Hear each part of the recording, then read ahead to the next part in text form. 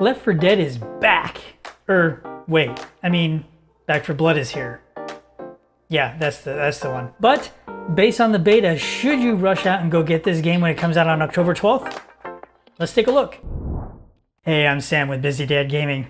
I help busy dads figure out what games to play on Xbox and PC so they can relax and go back to their families recharged. Back 4 Blood is the spiritual successor to the Left 4 Dead series, which I think the last one was like 12 years ago. Back 4 Blood will come out on October 12th, and it will be day one Game Pass on the Xbox system. Now, I was a pretty big fan of Left 4 Dead back in the day, and whether you signed up for a solo game or a group game, it was a lot of fun to just fight against those zombie hordes. I wasn't the biggest fan of the versus piece of it, but back then you still had, it was open access for a lot of it to where you could build mods, you could build your own games. It was a really relatively open game, and even to this day, it's still played on Steam. Now, Back 4 Blood is going to fall into two different camps. One are the people that did play the Left 4 Dead series back in the day, and those that didn't. However, the primary thing is that this game is, the fundamentals are the same. You go from checkpoint to checkpoint and you kill a ton of zombies. I mean, it's really that simple. Now, because this game is coming to Game Pass, is this something you should actually spend your time on?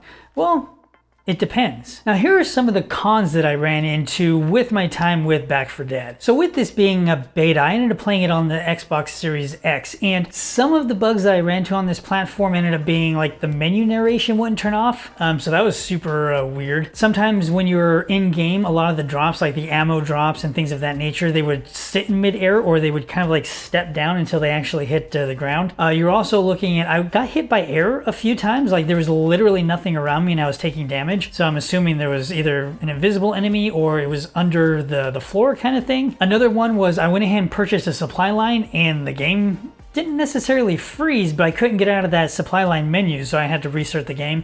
Sometimes gunfire didn't sync properly, and sometimes just the music wouldn't stop. Even though this is a beta, you're still looking at October 12th, so we're looking at 2 full months, and I'm pretty sure this is an older build, so they have plenty of time to get some of these bugs fixed. But those were some of the issues that I ran into just upon the hours that I was able to play. Now, one issue that I do have with this game is that the aiming in this game, at least on Series X, was absolutely nuts. I don't know if this is intentional or not, or if it's something that they're just going to do for this particular beta, but it would go ahead and it would snap directly to the zombies. All you had to do is hit that left trigger and it would go ahead and go right to that person as long as you were in the, even the general vicinity. It would go hit the left trigger, snap, snap, snap, snap. It made the game almost a little too easy on the lower difficulty level. When you get to the higher difficulty level, obviously they take a little more damage, and so it's not just like one shot and they're done, but you're still snapping directly to targets, and I thought that was kind of odd. Another thing for me was that the sounds of the guns, they weren't overwhelming and they weren't underwhelming, they were just kind of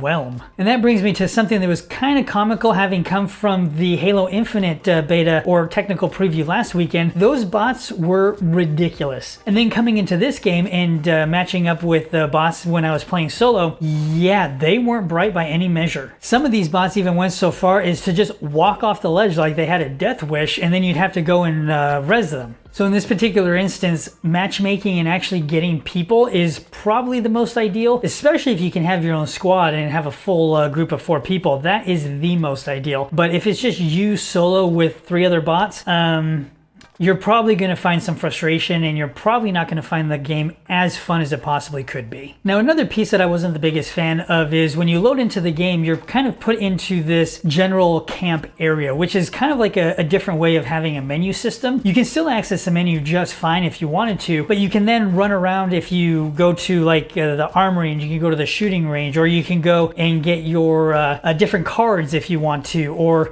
these different areas. You can even go to the campaign or the verses or what have you. It kind of reminded me of Call of Duty World War II, where you had like this social area that you can go through all the different areas, like the shooting range, and you can get your loot boxes of Doom, whatever the case ended up being. But it kind of reminded me of that, and I'm not the biggest fan of those areas, but again, your mileage might vary on this one. You may truly end up enjoying it. Now, beyond just the campaign piece of it, you also have a swarm mode, which is basically the PvP section of the game. And for me, it was just meh. It wasn't anything that I would probably sink a ton of time into, but if it's something that you wanted to at least dabble in, you had the two different groups. You had the survivors and you had the zombies, and you end up having, I think it's between 8 different types of zombies, and you have the different survivors that you normally did in the campaign, and you go ahead and you verse each other. And me personally, I wasn't the biggest fan of it. It was all took place in the same area. There was no phase-based approach to it, so it was very static in the way that it was being approached. But for me personally, I got kind of bored with it, didn't spend a ton of time on it, but it is there if it's something that interests you.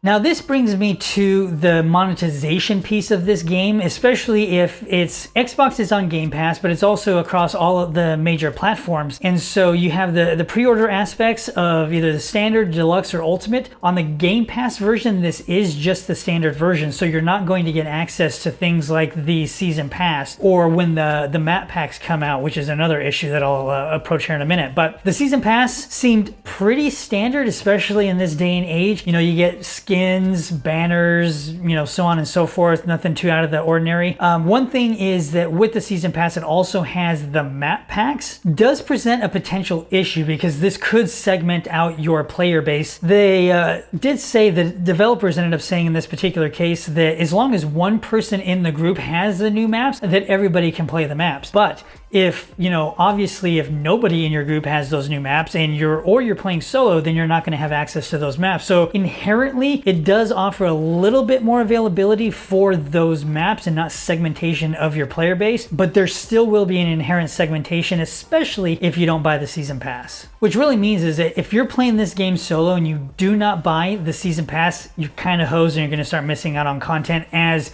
things progress. Now, that's not to say that everything is doom and gloom in this particular game. Like I said, I played it on the Series X, did not have a chance to play it on PC, but overall, the Series X's graphical options were kind of non-existent, but on the PC version, from some videos that I watched, it does give you a lot of flexibility, including that FOV slider that's becoming more relevant in the console space. Now, on the Series X, it did look like it was playing at 4K 60, and the only times it really slowed down that I could actually notice is when it was just pure chaos on the screen. And even then again, I wasn't really taken out of it, so to speak, so it didn't really impact my enjoyment of the game. Another thing that I really did like about this game is that if you had to leave for whatever reason, let's say you had to stop after Act 1.2 and had to go do something, you could come back and continue your run. So I actually found that pretty useful. Now, as I did mention, you have that left trigger, they go ahead and just snap to enemies, but the gameplay and the gun control and just the gunplay in general felt really snappy and it felt responsive. Again, snapping to enemies, that is responsive. Now, you're going to be looking anywhere between 15 and 30 minutes on average based upon what I was going through, and it also depends on what difficulty level and how many times you're actually dying. Now, one cool piece about this game that I really liked is the card system and the way that it allows you to customize your player based upon what you're actually going for. So this applies to both PvE and PvP. Now, these cards have the potential to add both positive and negative effects to the game. So you can increase your ammo capacity as an example. You can increase your overall stamina. But from a negative perspective, you can also have fog that obscures the field of view. So there's different ways that these cards are interacting with the gunplay and the gameplay that really add a sense of differentiation between other games that are of this similar style. Now, the cards themselves, from what I understand, you can get most of them just by playing the game, but some of them will be locked behind the season pass. You'd have to pay for the season pass and then play through it. But if you don't pay for the season pass, you're going to start losing out on content. So as you're continuously to progress, especially if you're a solo player, you're going to start to lose out on maps and cards and things of that nature. So again,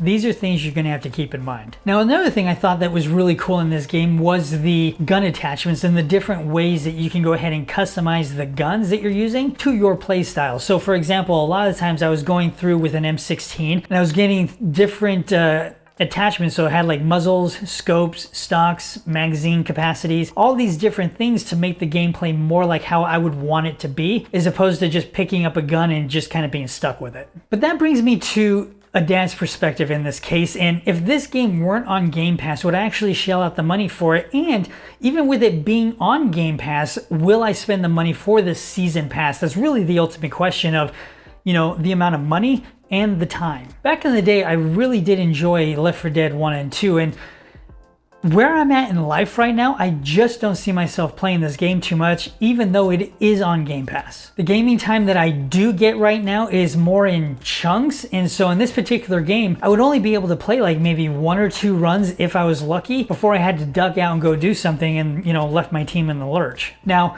don't get me wrong, there's a lot of fun to be had with this game. It is a lot of fun. And especially if you have friends that can go ahead and jump on and you can go ahead and run 4 people in the game and really enjoy your time with it. But if you're more like me, where a lot of that time is way more sporadic and it's a little harder to schedule that time to game, then you'll end up playing this game solo quite often. And for me personally, I'd rather just spend my time elsewhere in other games. Those are my impressions of the Back 4 Blood beta. Make sure to go ahead and check out the video that's recommended for you, and I'll see you in the next video.